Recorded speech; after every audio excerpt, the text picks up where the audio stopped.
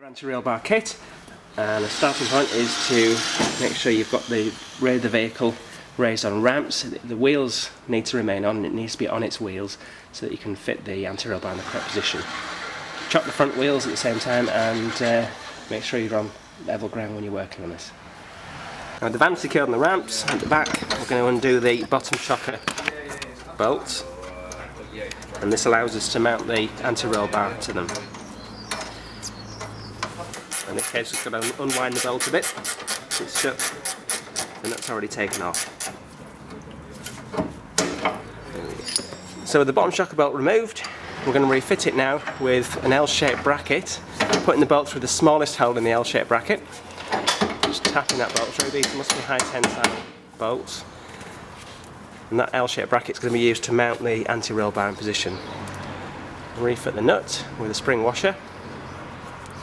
And at this stage, just loosely tighten them. Don't fully tighten them yet. Now the ends of the anti-rail bar, there are these sort of drop links as such, which need to be constructed, need to be assembled. Start off just with the bolt, a cup and a bush, and then we're going to fit it next. Here's the anti-rail bar underneath. You can see from the end of it, we've fitted the bolt through with a cup and a bush, and then a second bush going in, another cup, and followed by a spacer, a collar, and then there's another cup facing down, bush again, and the protruding part of the bush goes into that L-shaped bracket. You'll notice the L-shaped bracket's still quite loose, and at the bottom I'm going to fit final bush. Hopefully there's enough room to be able to fit a cup and then the nut, the securing nut on it. A little bit tight.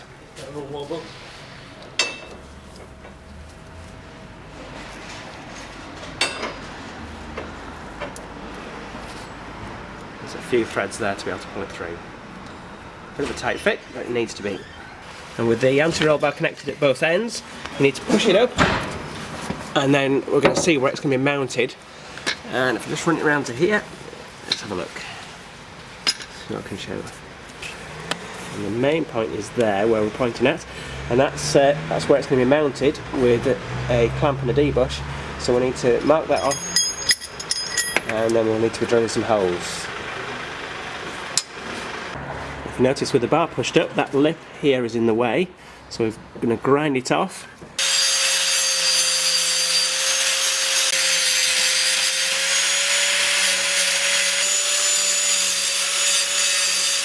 So after grinding, now if we push the bar back up in position, let's see if it fits flush to the chassis rail here. Yep. And there we go. And we can now start drilling some holes and mounting it in position. Right. Just offered up the rail bar with the D-bush, this clamp and the mounting bracket. And to make sure it's all fitted correct, that's up against the chassis rail. And we're now going to mark on the chassis and then where we need to drill as well.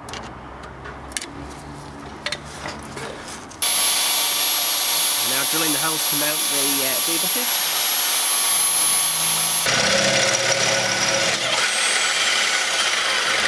Now after drilling the hole, what we need to do is make sure you've got the U-bolt, U-clamp here, and then stick a nut on the end, and let's try and feed it through and see if it works. Drill the hole big enough. So you don't lose the entire U-bolt inside the chassis, but we'll pull it all the way through, and now we can fit the mount and then fit the D-bush and the anti-rail bar. With the mount fitted, we're now going to offer up the D-bush, which we've fitted on the bar. Try and squeeze it into position. So with the U-bolt positioned and the mount on, and then we've clamped the D-bush down on both sides, loosely fitted for now.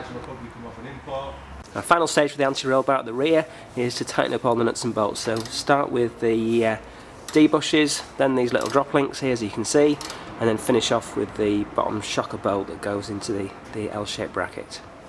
This is the uprated front anti-rail bar, complete with polyurethane bushes and some new clamps. And the starting point is to get the front of the vehicle raised up, position some axle stands underneath the beam, the front beam, and make sure you've chocked the rear wheels. Right, start by fitting the bushes. These are the polyurethane bushes, and you've got one at each end.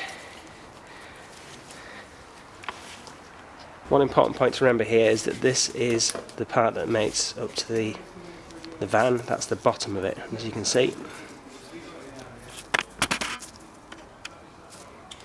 There's a notch there, that's going to be facing down, that's at the bottom.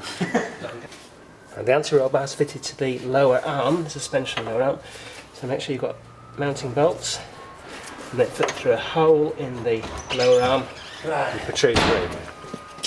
There's the anti-roll bar being pushed in position. Feed the bolt through, and then loosely tighten it. Fit a lock nut. Don't fully tighten it yet. Bush is in position, and we're now going to clamp this bush to the lower arm. Now,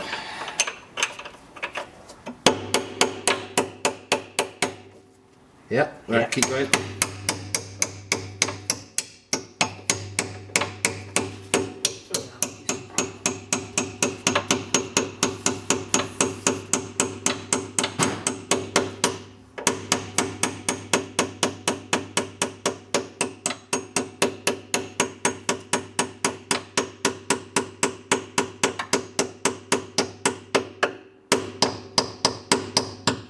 we need to lock the tab over, don't we? Yeah.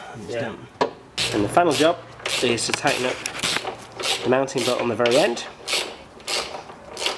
on each end of the anti-roll bar, and then you're finished.